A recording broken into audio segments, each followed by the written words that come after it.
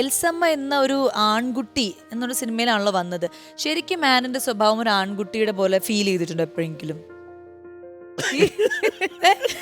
ബിജുവിനോടാണ് ചോദ്യം ചോദിച്ചത്. നിങ്ങളാണല്ലോ best friends. ഈ ഇരിക്കുന്ന ആളൊന്നും അല്ല. അതാണ് എനിക്കത് കണക്ട് ആവുന്നില്ല.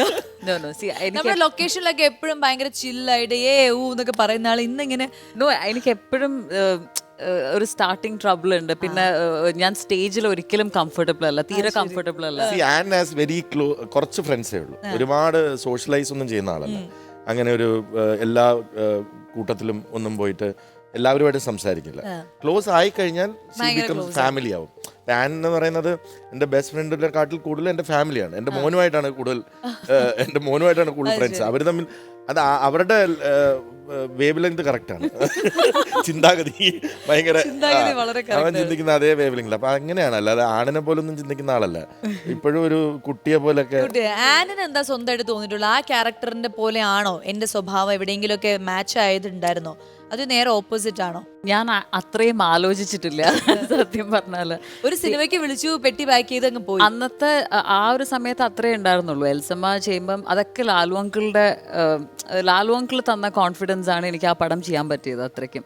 കാരണം എനിക്ക് സിനിമയെ കുറിച്ച് അച്ഛൻ്റെ കൂടെ പോകുമ്പം സിനിമ ഷൂട്ടിന് പോയിട്ടുണ്ട്, കണ്ടിട്ടുണ്ടെന്നല്ലാണ്ട് അതിനപ്പുറത്തേക്ക് ഒന്നും അറിയില്ല എനിക്ക്.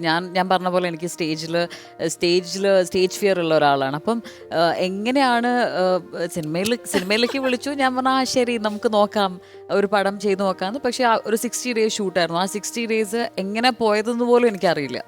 അതങ്ങനെ പോയി. അതിപ്പോഴും ഞാൻ പറയണു, ശരിക്കും എൻ്റെ ഗുരു എന്ന് പറയുന്നത് ലാലു അങ്കിൾ തന്നെയാണ് അതിൽ.